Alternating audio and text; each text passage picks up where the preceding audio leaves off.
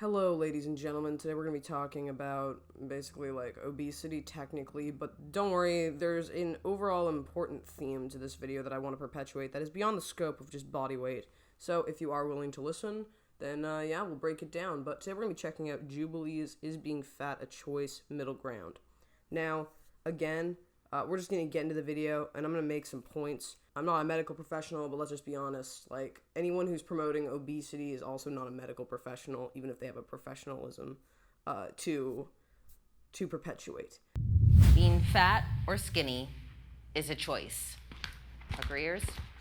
Okay, I'm already going to break this down. Yes, it's a choice. It's a decision made by the individual, okay? Now, I know we're going to have constant arguments on the difficulty of maintenance of body weight. That's fine. But the general point I'm trying to make is everything that you physically find yourself with is a choice. You can argue the difficulty of weight loss. You can argue like that it's not going to be easy to lose weight, but in general, yes, for a 99.99999% of the population, it is a choice. You could also argue for infants, like if their parents inappropriately feed them to a point where they become obese, then it's the parents' fault. But there's a certain point where you, as an individual, need to take responsibility even if you're born into bad circumstances. I think that it is most definitely a choice just based on the fact that most of the time body weight is dictated on calories in, calories out, nutritional input, and physical output. Obviously, you can argue for things like hormonal health and a series of other variables making it harder for you to lose weight or to maintain a healthy weight, but you have to at least sometimes take the L and recognize where responsibility lies. Otherwise, you'll just be a victim of circumstance forever. Of course, not every factor is purely choice. I don't think that every factor is, but I do think a majority of it is. And in most cases, for most people, being skinny or being fat is about willpower. It's about the environment you grow up in, sure, but who you choose to associate with, what sort of things you choose to listen to, who you choose to kind of have as your friends around you and support you. All of those things are choices that you can make that will lead you closer towards being one or the other. I like this individual already. Super logical mindset, very like simple view. Yes, there are variables. No, it's still your choice. My body, I know what I put into it day in and day out. I choose not to eat some days. I choose, how I want to look. And I don't fault anyone for how they want to look or how they want to be, but I think it's a choice at the end of the day. I'm very, always wish-washy on how I want to be presented and if I want to gain weight or not.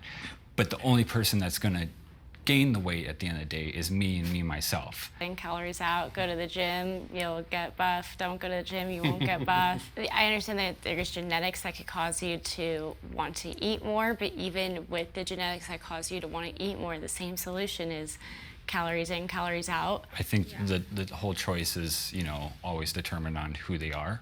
And it's not going to just be a thing done overnight. Yeah. It takes a lot of, I think it's like breaking the barrier and breaking a lot of things, not only your body, but also breaking your mental state. Sure. And again, that depends on who you are and what you want to go through. So far, we just have the basis of a very logical perspective, individuals believing, hey, it is decision-oriented. Sure, there are variables that might perpetuate a level of difficulty to uphold willpower, but it is the decision of the individuals to maintain their own body weights or not maintain their own body weights, for better or for worse, fat or skinny. I felt like as a toddler, I always viewed myself as big. I grew up in a very poor home, so where my mom couldn't provide the meals that she could healthily.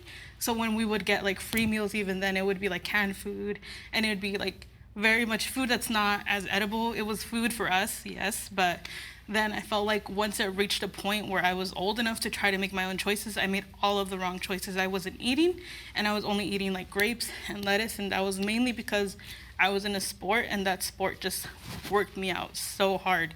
And it was to the point where I just was scared to eat. I didn't like it. I would only drink water. When you were eating grapes and lettuce, were you thin? I was the thinnest I could be. Were you still big though? I was still big, but that was the skinniest I've ever been. And that's coming from somebody who was only eating somewhat salads that are just fruit and lettuce and water and maybe ice right before a practice. Okay, there are a couple of questions I have here. One, if you found yourself we all grow up in bad circumstances. I grew up being called fat because I was a little chubsterino. I didn't blame my family. Never did I blame my family. I only blamed myself. Even when I was a kid, I would only blame myself. And on top of that, I grew up poor, hella poor.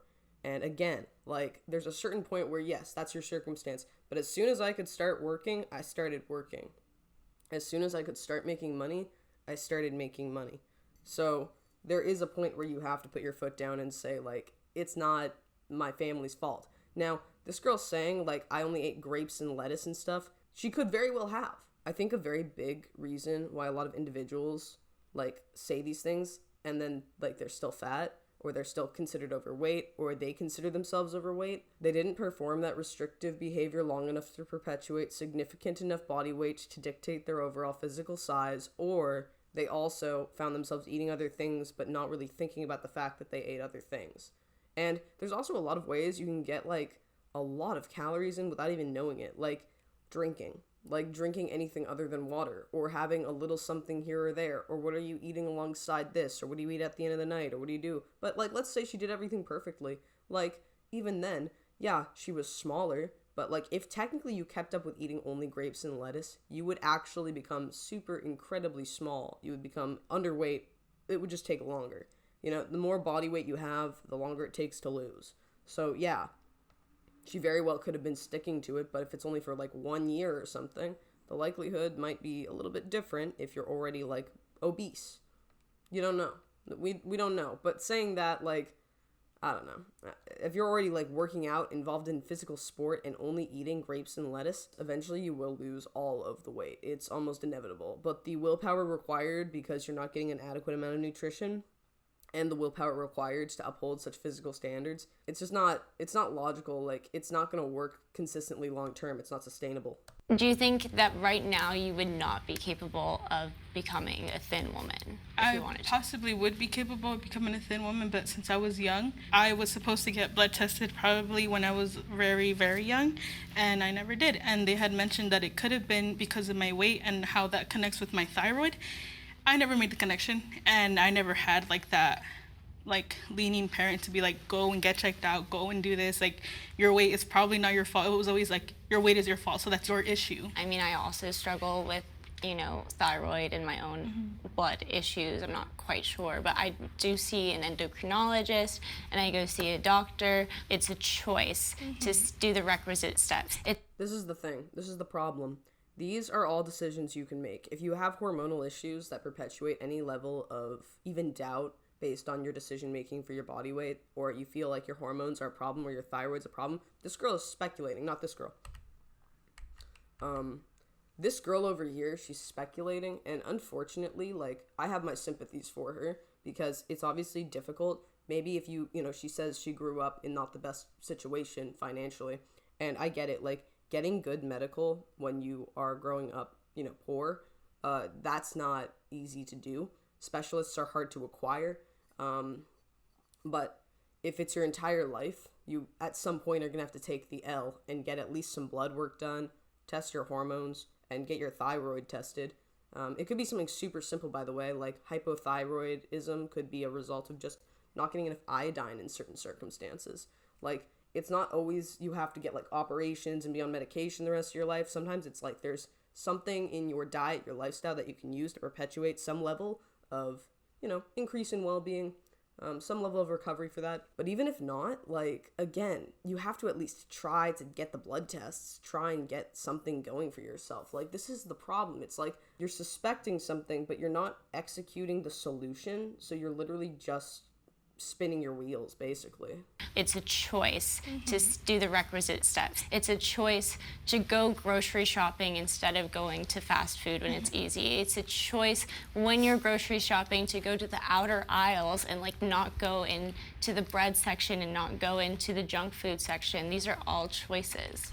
This is the other thing too. It's not this complicated. Like, you can grow up hella poor and eat healthy. Rice, beans, tofu, lean meats, or whatever you're looking for, but rice and beans and frozen vegetables and frozen fruit or cheap fruit, like, you can literally make an entire diet work around all of that, and it's not going to cost you jack. If you're really poor, like, what's going to drain you is McDonald's. Fast food is not cheap, all right? Fast food is not cheap. Junk food, not cheap for the amount of nutrition you get for it. And even if you buy some of it, as long as you make your diet predominantly healthy, like, you'll lose weight to a certain point, you know? Like, I'm not trying to make a judgment on this individual by just looking at her body, but, like, hypothetically, you would be able to very easily lose a significant sum of weight if you were drinking water, eating mostly rice and beans and vegetables, and eating, like, you know, every meal having, like, you know, anywhere from 30 to 50% vegetables. You would lose so much weight. You can literally eat as many vegetables as you want. You can eat even as much fruit, in my opinion, as you want, because what is the alternative that you consume? Because it's still going to be more calorically dilute than your current diet, so you'll lose weight no matter what. Like, if you go from eating, you know, a bag of chips to, like, a bushel of berries or something, which is not cheap. The point I'm trying to make is, like, the calorically dilute food will not be able to uphold your currently saturated weight because it's still more dilute than what you're currently eating. So you're eating just less calories. So your body weight's going to naturally go down. And I know we can make arguments for things like, you know, again, like cheap groceries at the grocery store, but that's really not an excuse unless you have no access to a grocery store. And again, even so, now we have things like online ordering systems. There aren't as many food deserts in America, at least, as there have been in the past. So again, I'm not trying to play to a state of ignorance because I'm obviously in a massive city where food deserts just don't really exist. But there's going to be a Walmart near you somewhere. There has to be something near you somewhere. And if not, there's the internet always around you. So you could find something to propagate some level of success for a healthy diet. As a disabled woman, I can't do a lot of the things that people say, calories in, calories out, oh, you gotta go work out and exert it. A lot of the things that are typical, oh, this is how you lose weight, put me in the hospital. I have to navigate weight differently. I have to look at it differently. My weight is the way it is because of medication, because doctors put me in this position. And I had to learn, okay, am I going to be so hateful of my own body that I am going to backlash and put myself through extreme gym nights, through keeping myself from eating things that I should be able to eat. You should be able to have a balance. You should be able to go into the junk food aisle like other skinny people do and still not have to worry about gaining 20 pounds. But I don't think skinny people go in. This is like an ultimate appeal to futility right here. So we have this girl going on about how she's a victim that, unlike all the skinny people, she can't go to a junk food aisle and get junk food. Listen, a lot of skinny people either eat very, like, minute quantities or not a significant sum in general in comparison to individuals who are overweight. And when they think they do or when they say they do, they still just don't eat as much as what you otherwise would eat. Like, and I'm not one to talk, by the way. I'm not like a skinny legend. I know that I can eat endlessly for junk food or healthy food. I have no limit. My limit is legit until I get bored, okay? Which is why I try to balance it out, because listen, if you take me, I'll make a pie, I can eat the whole pie. Easy peasy lemon squeezy. That's not a good mentality, by the way, which is why I really love Marcus Aurelius' meditations. That's because it does kind of like make me try and be more moderate. I mean, I'm the kind of person who like literally is, you know, a constant stress ball, hyper anxious, kind of like crazy wild mindset. And I can pound food and alcohol and, like, I can literally just go. I don't really have, like, the typical, like, skinny vibes. I'm not even that skinny. Like, I'm a little bit chubbed out right now. But, like, I'm just pointing out, like, listen, I am, you know, in the same boat of, like, my hormones were not great when I was growing up. I don't feel like most people's are in this hyper-processed world we live in. At the same time, I grew up, like, a little chubby, eating ramen packets and stuff. I did not do very well in high school with my body weight either. I went to a bunch of different extremes trying to find what could work for me. And the reality is, like, I've been shredded to the gills with kickboxing and intensive sport, eating, like, a very lean diet. I've been super fucking skinny because everybody wants to be skinny. And trust me, there's a level of skinny that you don't want to be. And I've also been, you know, chubbed out. I've been, like, obese. I've been categorically obese, although I was weight training at the same time. At the same time, even though I was training, I would still be considered, you know, clinically obese during certain points of my life. Like, I've been all over the spectrum, and let me tell you, it's just about what you eat. It's just about what you eat. Like, even though there are all these variables, it's just about what you eat. Like, at the end of the day, it's how you eat, how you work out. And it's more just how you eat. It's not even working out as much. If you go for a walk, it's just as good. But, like, you know, this girl, the thing I have a great judgment about her is that she's operating on the victimhood mentality where, you know, all of these other people that are skinny can eat what they want, and I'm eating the same kinds of things, and now I'm fat because my hormonal levels are really bad, and I'm not doing very well with this, and, you know, it's not my fault. I mean, it is, but it's not my fault. And, you know, it's just a constant appeal to futility, and it's sad because it feeds the victimhood mentality. And to have a victimhood mentality means you're powerless. I would rather be the perpetrator of my own fate and know that I've shot myself in the foot, at least to know that I also have the power to change. If you put yourself in a position where you feel like you can't change or you don't have the power to change, you automatically become weak and are at will of the chaos of the universe, which is a number one big no-no. Food aisle like other skinny people do, and still not have to worry about gaining 20 pounds. But I don't think skinny people go into this junk food aisle. I know some skinny people who do it. I know other people who don't. But listen, a lot of the friends that I have that are naturally skinny, they just don't eat as much. Like, they just don't eat as much. Guys and girls, there's a threshold. I eat more than all of them. Like, and listen, it's not to say like, oh, I can eat whatever I want. I always operate on the basis of endeavoring to be healthy. Like, I've got my sympathies, my people. Like, yo, I could become obese in like 2 weeks if I wanted to. They certainly do. I eat a lot of junk food. Yeah. I mean, a lot. Yeah. I mean, my DoorDash would tell you otherwise. There's a thing called set points. There's a ton of research on it that your body likes to be at specific weights. It True, set point theory. It's a very interesting theory based on homeostasis and human physiology and animal physiology. It's for all animals. And it's, now, this is the thing though, you can modify your set point. Set point theory is not based on your body just naturally wanting to be a certain weight. There is a genetic coding within you that says, I'm happiest at this weight. But you can modify that set point theory through a series of variables, one being diet and exercise. Now, your body isn't going to be wanting any extremes, which is why it tries to maintain homeostasis. And say, hypothetically, you all of a sudden go from eating a normal diet to eating like no calories, your body's going to try and up those hunger signals and make you eat more to get back to homeostasis. But at the same time, the foods that you choose dictate your body's set point. A caloric input is what's going to dictate your body's general set point. Calories in is an average over a course of time. If you eat hypothetically 5,000 calories a day, that's going to be an average of 5,000 over the course of time. That's going to perpetuate you to have a body weight and a set point for your body. Some people top out and some people just keep gaining weight indefinitely at that 5,000 calorie rate. If you do it at 2,000 calories, then your body's going to bring down the set point and then maintain an average at that. It's just based on energy input, but there are a series of variables, and it's mainly so your body can maintain homeostasis, which is to function optimally. If you have hormonal issues, if you have obesity, severe obesity, not just a little bit of being, 30 pounds over or something like that, severe obesity, if you have anything like that, you are doing something environmentally or you have something physiologically incorrect that is throwing your body's natural set point, your natural set point off. And it has to do predominantly with the hyper-processed diets we're all perpetuated with over a course of time in our industrialized society. Like, trust me, I can bring up my set point by eating more processed food, and I can bring it down by eating more whole foods. It's not that complex. It's just basic body maintenance. And I don't know why there's a 0 to 100 mentality where everybody feels like they have to be like doing the extremes. I just don't understand why we have to be constantly on the extreme ends of I couldn't eat anything but grapes and lettuce, and it's my hormones and all this stuff. And also I want to eat junk food because my skinny friends do it. And it's just like, we're all insane. I mean, I'm insane. I'll admit I'm insane. But like, I'm at least going to always endeavor to never be a victim of my own circumstances because then I'll have no power.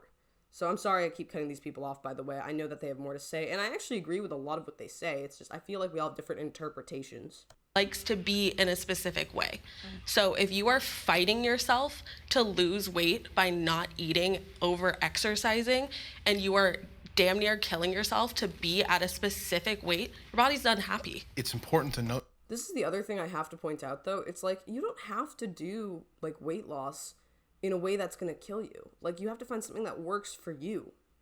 And I feel like, again, we are all just picky and choosy with things. We find a diet online, we find keto, then we try that, and we feel like it doesn't work, so nothing will work for us because all these other people have lost weight on keto, or something else, like, whatever the case is. Like, but generally speaking, like, it's up to the individual to make the decision and also augment a diet so that it works for them. Like, some people, calorie counting works really well. I've done calorie counting. starts to drive you mad, but you get really good at math doing it, so there's a bonus. Note that a choice can be harder for people to make due to conditions in their life, but at the end of the day, it's still a choice. I could say that I had food addiction. I looked to food when I was stressed and this and that and this, and so it's harder for me to choose it than for someone who has like the perfect lifestyle, someone who has parents who are giving them this and that and this. But I definitely still acknowledge that it was my choice. At the end of the day, when I go there and I look and I see, should I order a second hamburger?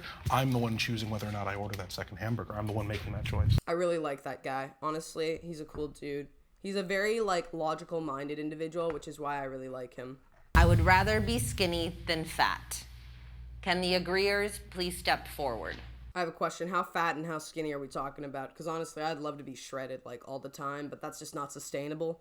I'd rather still be skinny than fat. I think everybody would rather just be skinny than fat. I don't think anybody wants to be fat, mainly like to do with like not being appealing in society, but also just for the physical levels. Like, again, if we're talking about anorexically skinny, that's not healthy either. But I'd rather be skinny, air quotes with skinny, because all of this is all subjective. The subjectivity of fat and skinny, there's no consistency.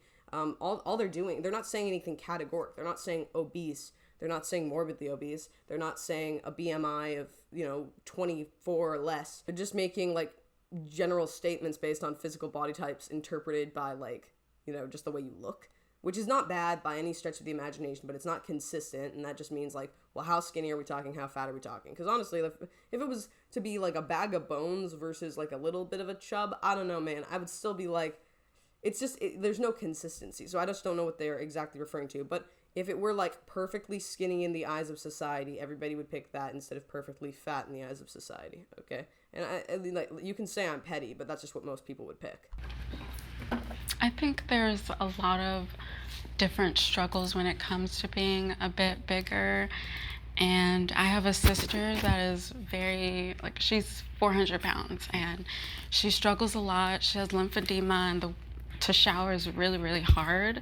So I do think for like an overall happy life and like zero struggle, I think I'd rather be skinny. I think that it is common in society to want to be skinny. I think the average person typically wants to be skinny. I'm actually surprised that I didn't see more people come forward on that question. People treat you better. It is what is considered the standard of beauty. Your life expectancy is longer. You tend to be healthier. I'm also really tall. I'm 6'6", so I kind of wish I could just pick a single struggle, because finding the clothes and things like that when you're bigger both ways can make it really hard. So if I was skinnier, at least that's one less thing I have to worry about. But also, I've got 2 kids and a wife, and I'm taking care of them. And as you pointed out, I definitely think that I'm at less health risks if I'm a skinnier person, if I'm a healthier person in that capacity. And I would much rather be that so that I could be around for my kids longer. Like, I really hope this guy succeeds with his goals and endeavors, because he genuinely wants change. Like, you being like larger and picking out the wanting to be skinny is a decision maker. You realize you're not where you want to be, so you want to change. It's very important. And it's to not victimize yourself as well. Everything he's doing is very anti-victimhood. It's like, yeah, I'm making the decisions. I'm aware I'm making the decisions. And that's the first step to being aware that you can make the change. Like, and again, the other thing that these people are saying is true. I would rather be significantly more functional and skinny than fat and have like all these health issues. Now, again, like, I know that they'll argue, say like, oh, well, you can be healthy at a fatter size and you can be like, unhealthy when you're skinny. But in a general sense, being overweight is just a bigger stress on the body and it's harder to move around. I don't really care if it's societally acceptable. I mean, you see how I dress and you see how I look. I don't really try very hard in general. So honestly, me being judged by society is, it's just what it is. But I would rather be healthy and judged than unhealthy and judged in either capacity. And the disagreeers, please step forward. I'm speaking as someone who actually was a former smaller person, and I had the most body insecurities when I was small. I was constantly... Okay, yes, I'm so sorry I keep interrupting them, but yes, okay? When I was at my skinniest, I was the most insecure. That is true, but I also wasn't, like, healthy skinny. I was, like, way skinny. I was, like, way too skinny, and everybody in high school knew I was too skinny, and I knew I was too skinny, and it was very awkward. Living in fear of gaining weight and having people tell me, oh, don't gain weight, don't do this, make sure that your weight is the same. And once I finally gained weight, I realized that First off, life wasn't over. I didn't feel any need to not engage in life the previous way that I had, and the attention that I got was different, but even as a smaller person, you get negative attention. And rather than trying to control my body to avoid that negative attention, I would prefer to address the situation as a society, make it more accessible for everybody to where we aren't feeling like I have to be a certain way that's normal in order to be treated like a human being and respected. I have to point this out. Society will not accept you no matter who you are or what you do. To expect society to bend to you is the worst idea you can possibly have. You should never expect such. Society does not care for you. They care if you have 3 things: money, power, fame. Those are what they care about in a general sense. And sure, that might be petty and brash, but we're talking about just physical embodiments here, so that's also petty and brash. Like, here's the thing. You cannot expect society to form itself around your physical being and behavior if you fall out of the state of what is considered a normality. And it takes a lot, because people are favored more in a general middle range to body weight to a larger range of body weight now, because that's the average population in America and other countries now. It's not super skinnies, and it's not super obese. It's mostly people that are in the middle to slightly overweight. So again, like, society already operates on that basis, and if you fall out of that basis, you have to just deal with it. If you're going to operate with a slightly more abnormal, and I'm saying abnormal as in not an average, because normal is just based on the average of all of the individuals in society generalized in a collective and then kind of like mathematically shaved down to find your average. Average is normal. So technically, if you've got somebody who's super skinny, they're not normal. They are considered an abnormality in the normality of society. And same thing with somebody who's super obese that falls out of what is considered normal.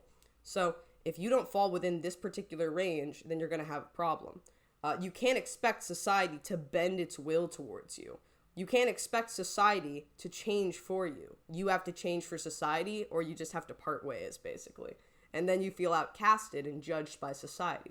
I'd rather be outcasted and judged than conform myself or make society conform to me, but that's just my personal opinion. A counter, because I was a bit bigger when I was younger, and that's when I was the most insecure. I would look in the mirror. I did have family members that were skinny, but then I had a family member that was much bigger, and just the way that I perceived myself, I hated it, and I even became anorexic to like not be big. I don't think skinny always equates to being healthy. Exactly. I am fairly skinny. I'm 6'5". I'm 140 pounds last time I checked, and I'm severely underweight. And I know about this on a day-to-day basis. That being said, I don't know where I'd want to lean at an appropriate weight level, but I think it's important to understand for some skinny people, we're not living a great life by any means. And sometimes I feel like that's always kind of lost in translation when they see someone who's really skinny. I guess it depends on what you mean when you think of the term skinny. Are you thinking of just like an average weight person, or are you thinking of how you are now? I'm the average weight for like women in America. Yeah, I like so like if we're talking about an average, like I'm gonna be the closest. If you're So then what's the argument? Like, to be not accepted by society and have society conform to you. You're already part of the average, the normality.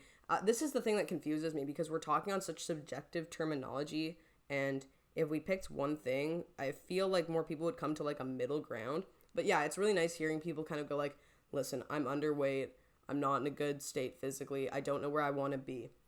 You got other people saying, I'm overweight, I don't know where I want to be, I've got a family, you got all this. Then you got other people who are going to be like, it's not healthy, it's healthy. It's not healthy, it's healthy. Society should accept me, society doesn't need to accept you, all this kind of stuff. So that's just going to be an argument all the way. I believe that all they really need to do is find more distinctive terminology and not find as many subjective terms to apply their opinions to, and then they'd probably be able to agree much more instead of just flounder. But they're doing pretty good, actually. I'm more surprised. I thought there would be more discourse in this. your biggest priority is to be at a smaller body, you need to reassess your priorities. Yeah, Not focus on health. Yeah. And the immediate tie between skinniness and health, like you emphasized, there is such a gap between the research, because the research has a huge fat phobic bias in it, and there has been. This is the problem. Fat phobia is non-distinct. Listen, the research is going to tell you what the research is going to tell you, and we can argue about industry funding, general bias, human bias, things like that, but it's pretty obvious. You know, severe to general morbid obesity will kill you. Severe anorexia or being physically underweight and malnourished will kill you. And listen, like, we can argue and say, well, sometimes no, sometimes no. Sure, okay? We always have an outlier or two. But in a general sense, like, the studies aren't just fat phobic. The studies are going against what you want to hear, and therefore you're trying to pick flaw with the study by proclaiming it as fat phobic versus just an honest or maybe a misinterpretation of information. Either way, you can pick flaw with a study, but you should not proclaim fat phobia, because then you're gonna have somebody like me going, you said fat phobic, that's a subjective form of terminology, doesn't actually apply itself appropriately when you're measuring clinical data, which is measurable by some metric. Like, you need to, like, actually pick something better. You could say that the studies are wrong, you could say that the studies are biased, and you can say that fat phobia exists, but to put the two together automatically will cause a collision, because one is data that is collected and measured, and the other is subjective terminology based on, like, the generalizations and interpretations of society. So it's just not going to work. It's like putting, like, fire and wood together. You're just going to make it burn more. So they didn't do all of the testing that they were supposed to do. They didn't check their bias. So They if didn't by check. saying the study is biased, you're saying that the study didn't account for the variable that obesity may also take a factor into. It's just that there's so many variables in humanity that these pharmaceutical companies could only account for so many during their trials. And that doesn't necessarily mean that they're biased. However, you want to talk about... They are biased, I won't lie. They are biased. They have industry requirements, industry standards. They have, money to make. People who fund the studies, or a big pharma who farms the studies, or, the pharmaceutical industry who fund the studies, they have a higher risk of potential bias. But it's not just for the obese. It's more so that they can get away with selling their medications, or, have more information and data to prove that their medications work in other circumstances. It's not always to be, like, conspiratorial. It's just to point out, they have more to do than just worry about, like, obesity. They have money to make and things to sell. And listen, that might actually mean that they want everybody to be obese, just so you know, so they can sell more medication. I'm just saying, my guys. And again, I'm not trying to give medical misinformation. I'm just pointing out there are some logical elements to this that are illogical, that I'm not interpreting appropriately. So I'm a little bit confused. Bias in studies, actually recently we've been doing the opposite. So for instance, a lot of our studies have been based on BMI, and so we've been showing that, fat people aren't necessarily extremely unhealthy if we look at people with a certain BMI.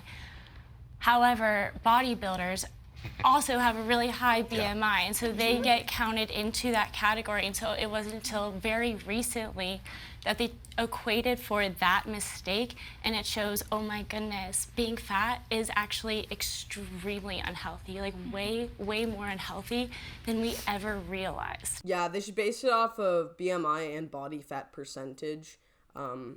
The thing about, see, this is the thing, I don't know, like, because when I look at this, I think, man, that must mess the data pool up so much. You've got people who are really into health and physical fitness that are heavier, so they're mixed into a pool of people who are commonly, noted as not physically fit, not eating healthily, and I really wonder, like, if you isolated the bodybuilders, what would be, like, the rate of, heart defects for them based on the things they also take, a little bit of fun stuff, a little bit of a cycle, a little bit of a boost. But no, like, literally, like, they need to make more distinctive information and data pools, because that would create a massive problem.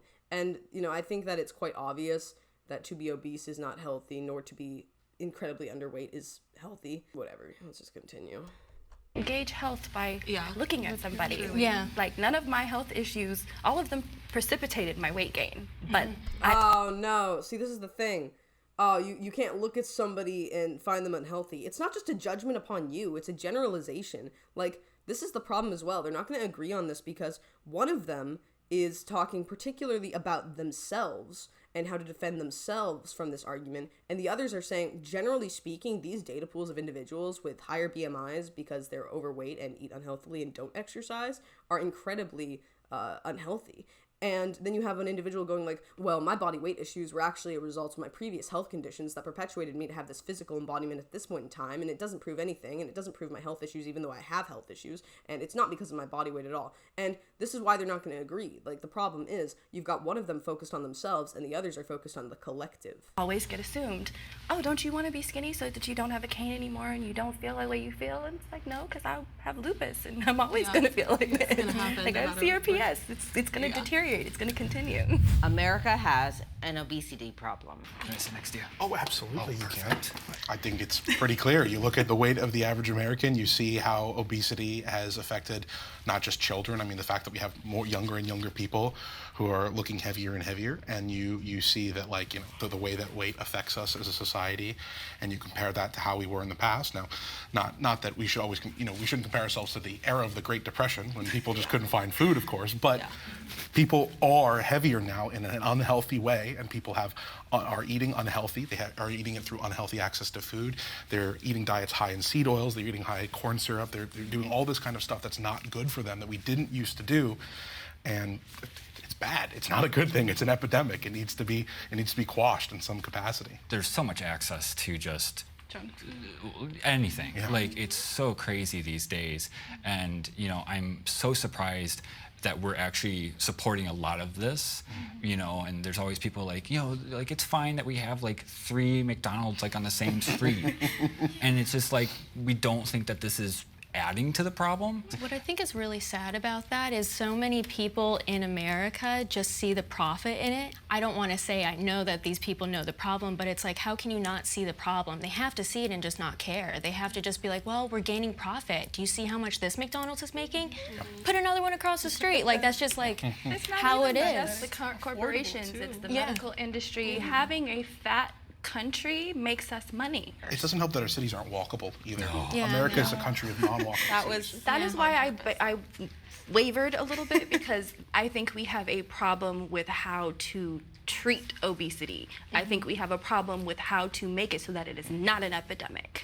This is a systemic thing, that we are in a society and in an environment that breeds this, and we are doing it to ourselves, we are doing it to our children, and our corporations and our industries are doing it to us, and they aren't having to take responsibility for it. Okay, I like that. That, you know, that was a queen move right there. I really like what she said there. Yes. But the only thing is, you do need to learn how to operate within a society that does that. This is just part of our capitalistic society. And honestly, a capitalistic society, in my personal opinion, is as good as it's going to get. America, I think, is as good as it's going to get. Now, it's not perfect, and this is the problem. This kind of world that we live in is one where it doesn't matter about health, it matters about money. It doesn't matter about anything other than money. Money makes the world go round. And so, hearing her say that, 100%. I'm sorry that I couldn't add more to that, but it's 100% so true. They're encouraging it with media. So And the mukbangs, I was literally going to bring that up. The mukbangs and like all those videos that just come up to trends for people not to do only it as the well. mukbangs, but also like Lizzo and other big like media people. I'm sorry. There's a big difference between the people who are. See, now they're going to do the disagreement thing because Lizzo has the whole body positivity thing. I personally don't like Lizzo. I don't care about her. She's nothing to me. No shade to anyone who likes her, but I've also heard a lot of tea recently about her now that I'm thinking about it. But that's bypassing the point. We're not talking about Lizzo today. But you can't have it so that, like, somebody, like, you can't have it on one side where people can eat on camera and do mukbangs and do all this weird crazy stuff, or, you know, be a Nikado avocado and, you know, be, like, fat on camera and crying and stuff, and then have somebody else like Lizzo, who's now on a pedestal or whatever, compared to everybody else because she's promoting positivity. So I could literally be doing the obesogenic things. I could be saying, oh, eat, you know, McDonald's or whatever, accept your body, whatever the case is, or maybe not, you know, just whatever, accept your body, you know, more body positivity oriented stuff while I still do the abusive behavior. It just, you can't technically get away with doing all of it because it is considered, in my opinion, a partial double standard. Maybe in certain circumstances it wouldn't be, but I think this is a double standard, which is not great. Then you're going to have contradiction, and then you're going to have flaw with your argument. We're telling people go out and get fat versus a Lizzo who's saying accept me the way I am. She's not just saying accept me the way I am. She's dressing extremely scantily clad and then saying if you don't think that it's normal for a morbidly obese person to be wearing a G-string in the middle of public, then you're the problem. Technically, like, she does glorify herself and uses her obesity to get far. So, no shade. Like, I know people like her music and stuff, but I don't know how popular she would be if she weren't promoting body positivity and weaponizing her obesity to perpetuate her own well-being, which is ironic. Trying to normalize society to this obese culture, which is extremely unhealthy. And What is an obese culture? a culture which, like, normalizes I'm obese obesity. and I haven't even heard that. Well, obesity is already normal, so Well, I don't think it should be normalized, and it wasn't normal But just a couple what's the decades difference ago. between a obese person, myself, walking around in a G-string or a bathing suit, as I do almost every day, and a skinny person? Like, is it okay that the skinny person is doing that? I don't think so, but I don't think that's for other reasons. probably. I get the whole. I feel like you should be able to dress how you want as long as you're not exposing anything inappropriately. And I feel like with being obese, maybe it would be harder to cover up certain sections of your body that would be otherwise inappropriate to show. But again, as long as you have the appropriate clothing to cover up the main parts, the dealios, the damnation articles, whatever, then do whatever you want. But that's like, this is just such a basic argument outside of the entire point. Public thing. To say that when Lizzo does it is the same as a Victoria's Secret angel is just not the same. Yeah, what's the 'Cause difference? What do you mean? Are you telling me you're telling me it doesn't? I'm not saying they look the same. Well, but I I'm mean, saying Lizzo what's goes on different stage- the message? implication. So if I walk down the street, I'm a runway model. I'm a print and runway model. I have walked down a runway in a thong. So me doing that is shameful, but a skinny model is Like a okay. Victoria's Secret I didn't. model. I don't know if I used the phrase shameful. Problematic. But I don't think. Can I stop for a sec? I fucking hate modeling. And the modeling industry itself is so corrupt. Can you see what they're doing? All they do is glorify, like, the most disgusting acts. You either have to be freakishly skinny or morbidly obese. They constantly treat you like a pawn and use you, basically, to uphold their industry that they're trying to, like, keep going. Now that everybody knows that the skinny side's bad, they're gonna get everybody on the obese side to go for them. At the end of the day, like, why can't they promote, like, normal bodies? Like, normal bodies as modeling companies. I don't understand why we have to go to so many extremes. And I get it's provocative. Like, one thing I find interesting with models is if you have somebody with, like, a skin condition or something, or, some kind of, like, deformity or something to model, that I find more interesting than just obese versus super skinny. I don't understand the concept of these modeling companies. And it's not on the individuals. It's just the individuals are, like, swept away by the idea of being a model. Like, and it's so ironic because also a model is considered the standard of beauty. We have a role model, a model. The concept of the term model is something you want to model yourself after. So when you have these people that are, like, either super morbidly obese or super skinny on stage being treated like models, and this is what you should be like, that is literally the terminology utilized. Like, that is literally what it is that you should want to be like them. And even if you are told, oh, you don't have to be like me, it's, like, inherent. So it's very weird. I don't think we should have models. I think we should have role models instead. I think, listen, I would not give two booty licks on what you're wearing or what you look like or how you are on a runway. I care if you can teach me how to program C++, if you can, like, be my dad. Can somebody be my dad? Like, whatever. Like, teach me cars or teach me something. Like, I want to be taught. I do not want to have to just look and teach myself. Like, I want education and information. I don't want just looks and to have a model just to show off her body. That is the entire point of your existence, is to show off your body, a subjective physical form with no level of value than more to be a fleshy sack of meat. It's useless. Where is the mind? Like, I want a role model. I don't want a model. Like, I'm sorry I'm ranting, but I think it's just so stupid. You brought up the food desert earlier. I can't even think of an area that would have a so-called food desert. Sorry, can someone explain, like, maybe just for my ignorance, I'm Like guessing a food food desert is just there's no food anywhere? No, it's healthy options for food. So you can go into certain low-income areas and you'll see a Starbucks, a McDonald's, a Chick-fil-A, but there's no Trader Joe's. Food. Yo, like, what about Walmart, though? They got, like, everything. Like, is there literally nothing? Like, that doesn't make any sense. I've never in America seen an area where you're not gonna probably find a Walmart. There has to be, like, a Walmart or something near you. And even so, like, it doesn't make any sense. Like, I know Walmarts are all over the world. There are Walmarts in, like, freaking Alaska, for God's sake. Like, there's no way that there's not anything near you. There's no way in America. Like, if there is, I will eat my hat.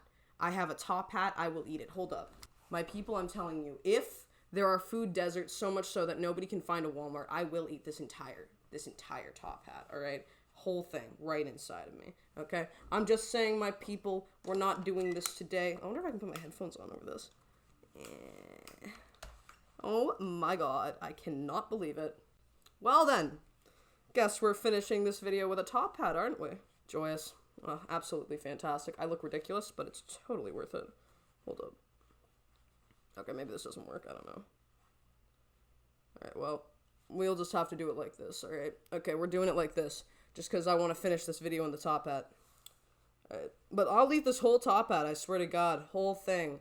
Whole freaking thing, just to prove a point. Desert, actually properly, there isn't any, like for a long period of driving, there's one gas station and a liquor store. Then you have to drive 2 more miles to hit the next grocery store. But with the food desert, it's not just that there can be a grocery store there, but if I'm making minimum wage, I'm not gonna spend all of my money on what is gonna last me 2 meals versus what's gonna last me an entire week. Yes. Or if I'm on Just so you know, fast food's not even cheap. You'd save more money not getting fast food at this point. Like, you can buy big bags of, rice, beans, and even if you're in a food desert, it doesn't even matter. Just order it off of, like, Amazon or something.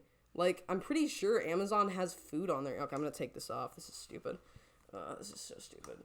All you need is rice, beans, and some frozen vegetables, and you got yourself a well-balanced meal that you can utilize in bulk for cheap. Even if you're in a food desert, you can drive out. Most people have cars in America, and if you don't, even if you have to bus out, or whatever the case is, you can literally get, like, a month's worth of food for, like, $50. You can get an insanely cheap amount of food. There's no way it would be cheaper. There's no way it would be cheaper to get fast food versus just food from the grocery store if you get the right food. EBT, and I have specific things that I have to choose to buy versus what I can't buy. Yeah. I'm born and raised in Colorado. In the outskirts, there's so many small towns that you don't even know that they're there. Most of them you won't see on a map, but if you're from there, then you'll know, and they all have to drive a decent amount to be able to go to an actual grocery store. But how often are you going grocery shopping? Maybe like once every 2 weeks? It would be typically I think it normal, so you have depends. to do a drive My once family, I gotta every... go once a week. So you're making a drive once a week, once every 2 weeks. This is Not a also lot of people saying have drive. I was living in Floyd, Virginia, and they only have, like, 2 stores there a while back. And, they've got, what is it called? They basically have, like, a butcher shop / grocery store, and they also have, like a Food Lion, which is, like, basically just, like, any, like, general grocery store. And that's in the middle of, like, nowhere, Like, it's pretty far out. So it's, like, near the Appalachians and everything. Like, but even so, like, yeah, my family and I would have to drive out to, like, Christiansburg to get something. Like, it's just what it is. And, again, you can just buy your groceries in bulk and then take them home and then keep them stored. Maybe I'm ignorant towards the circumstances, but I just don't think this is that big of a deal. It definitely doesn't justify to be morbidly obese because you can't find a grocery store. If anything, you could literally lose weight easier if you're not surrounded constantly by consumables. So, I don't know. Although that was a very ignorant thing to say. I'm just saying, man, technically you can just abscond consumption. I was like, I don't even and if you don't have, usually these food deserts also have very poor public transportation options. Yeah, So like in the you are mountains. left with people who are stranded. Yeah, but then what are they eating at all? Yeah, Unhealthy crap. Like, No, but how what- are they what- surviving what, at they're going through all? the drive-through? They don't got a car to go to the Yeah, drive-through. How are they- exactly. They usually, what I see when I go to those rural towns and those rural places is they have chickens and they have animals. Right, and guess what? You can get some healthy food out of that. That's That like, sounds healthy. having eggs and protein and things like that. I think I would be healthier if I lived rurally. In fact, my wife and I are trying to leave the state so we're not near all the Uber Eats and all the I all that stuff. grew up in a town. Also, even if there are food deserts, that doesn't really make any sense to justify the massive obesity epidemic, given the fact that most of the population is congregated in major cities. And most of the population will help account for a significant sum of the obesity, and these people are surrounded constantly by food, public transportation, access, grocery stores, etc. So it doesn't make any mathematical sense. Like, sure, you could say, like, a certain small percentage of obese individuals might be because they're born in food deserts, they're raised in food deserts, and they don't have access. But that doesn't make any sense for the majority of the population that's in major cities and areas that can have grocery stores. So I don't know. 500, the obesity problem there was not as significant as, say, in LA. And we talk about like food deserts and stuff. The nearest Walmart where I grew up was 45 minutes in any direction. The nearest McDonald's was nowhere near to be seen for a long time. So when I hear these, like, and there could be some evidence there as like the obesity problem is very low lift. Were there grocery stores in your small town? Yes. Exactly. Like I'm like kind of baffled by the fact that. This is the thing. I've seen more small towns with grocery stores and maybe like a restaurant or a diner or something. Maybe some sort of like grocery and or like maybe a fast food place. But there were no fast food places in Floyd. There were a couple of restaurants. There was a health food store. There were 2 grocery stores, and then to go and like there were a couple dollar stores, and to go and do anything you'd have to go to Christiansburg, and that's where all the fast food is. It's about an hour out, so where all the fast food is. It's where most of the other grocery stores are.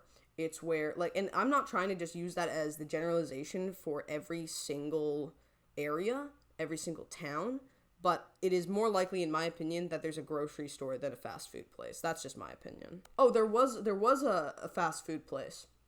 I don't remember what it was. Might have been an Arby's or something. I don't know. Go out there and like experience the food deserts, but like there was grocery stores where I grew up. Just because we lived in the middle of nowhere doesn't mean we didn't have access to food. And actually, and I have to agree, we did have access to healthy food, very healthy food all the time. I don't think this is big of an issue in my personal opinion. Fat shaming is worse than skinny shaming.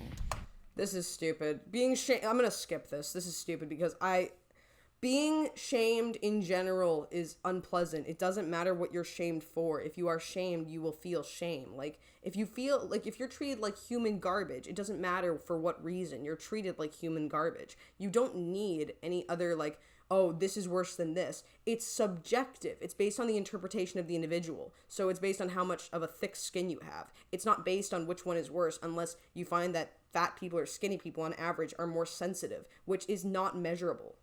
I'm gonna cut it here. If you liked this, then tell me, because I don't know how I feel about this kind of thing. I really want to talk more about the victimhood mentality and how to enable yourself and or propel yourself out of being self-enabled, in regards to your bad habits and stuff like that, because that's what I'm really mainly passionate about. I don't really care if people are fat or skinny or ugly or short like me or weird like me. I just care about I care more about information and victimhood mentality, is understanding the human mind, philosophy, things like that. So by all means, my people, tell me what you think in the comments below. Was this a good interpretation? Did I completely misinterpret everything? Did I throw myself off? What do you think? I don't know. But this was a good gateway because I really wanted to talk a little bit more about the victimhood mentality, and I'm going to probably have to make a video just deliberately breaking that down because it's very important for me. So anyways, that was the video. I hope you all enjoyed. Thank you so much for watching, my people. Please, again, tell me what you thought I did right, what I did wrong, what I misinterpreted, what I interpreted inappropriately, etc. Or what you like about the video, and if you like this kind of video content, because I can make more like this, or we can go back to our normal scheduled program. So that was the video. Thank you so much for watching, my people. I hope you all enjoyed, and yeah, it's been lovely. Slater.